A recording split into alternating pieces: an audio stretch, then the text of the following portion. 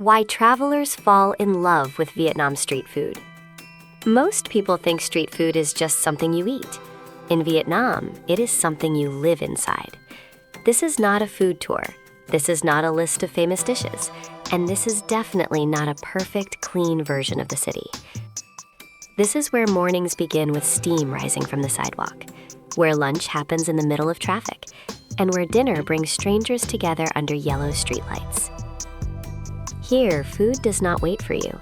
You wait for it, sitting low, sharing space, watching life pass by. If you want to understand Vietnam, don't start with landmarks. Start here, on the street, with a bowl, a plastic stool, and the city moving around you. This is Vietnam street food. This is Vietnam in motion. Vietnamese street food is not something created to be admired from a distance. It is not staged, polished, or designed for attention. It exists because people live here and they eat here. In Vietnam, food does not wait for special occasions. It appears every day, on every street, at every hour. It moves with the rhythm of the city and the habits of its people. From early morning to late at night, the streets tell their story through food. At dawn, when the sky is still pale and the air feels cool, the city is already awake. Not loudly, but purposefully. Vendors arrive quietly, stalls unfold. Large metal pots are placed on burners. Water begins to boil. This is the hour of preparation. Before tourists wake up, before offices open, before traffic fills the streets, street food vendors are already working. They wash vegetables, slice herbs, taste broth that has been simmering since midnight. Breakfast in Vietnam does not happen behind closed doors. It happens in public. People sit down on small plastic stools, close to the ground, close to one another. Some eat alone, some eat together. Most eat without speaking much. A bowl of pho in the morning is not dramatic. It is familiar, comforting, necessary. Steam rises slowly. Spoons move gently. The city begins its day quietly, one meal at a time. For foreign visitors, this moment often feels intimate, as if they are witnessing a private ritual. But for locals, this is simply life. As the sun rises higher, the streets grow busier.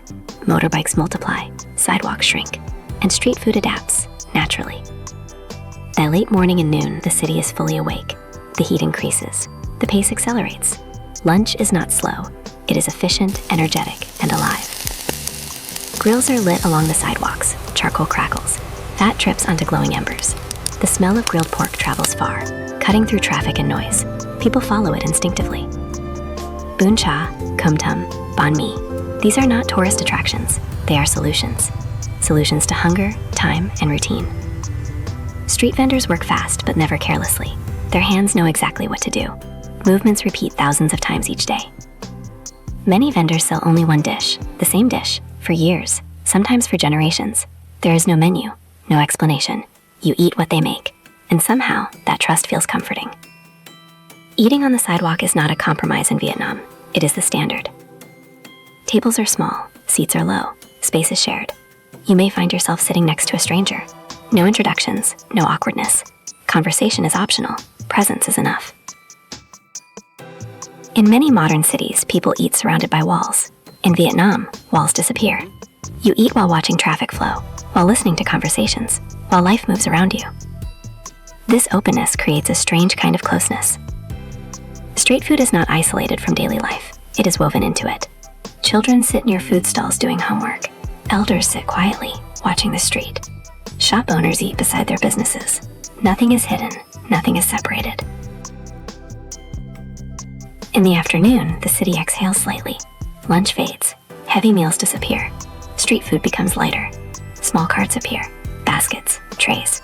Snacks take over the sidewalks. Fried foods, sweet soups, fresh fruit. These foods are not meant to fill you completely. They are meant to accompany conversation, rest, and movement.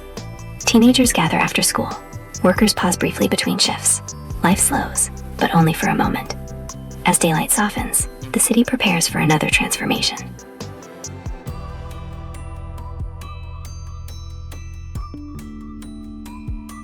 Evening in Vietnam is not an ending. It is a second beginning. Lights turn on, stalls return. The streets grow crowded again, this time with intention. Dinner is social. Families meet, friends gather. coworkers relax. Street food at night feels warmer, emotionally. People sit longer, talk more, laugh louder. The streets feel dense, but not suffocating. There is order inside the chaos. Motorbikes weave smoothly. Vendors know their space. People know how to share it. To outsiders, it may look overwhelming, but to those who live here, it feels natural. Late-night street food holds a special place in Vietnamese life. After long days, after work, after responsibilities, people return to the streets, not to escape, but to reconnect. A hot bowl of soup at midnight, a simple grilled dish shared quietly. These meals are not rushed, they are grounding. They remind people that the day has ended, and that tomorrow will begin again.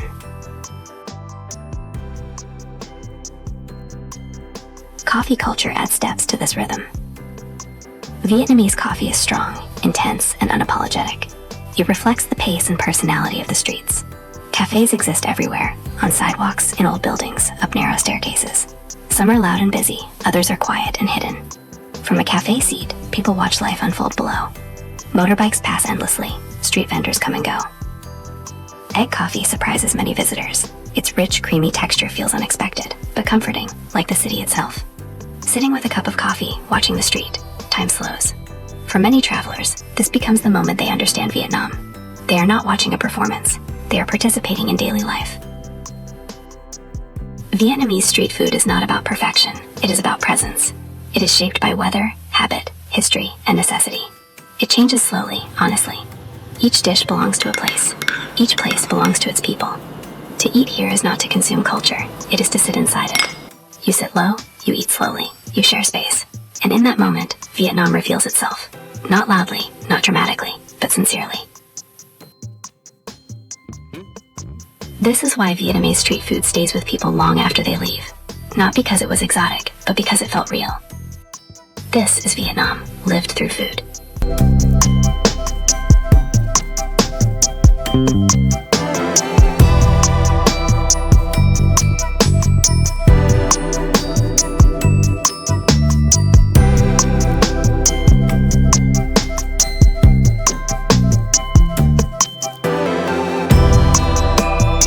This is Vietnam in motion.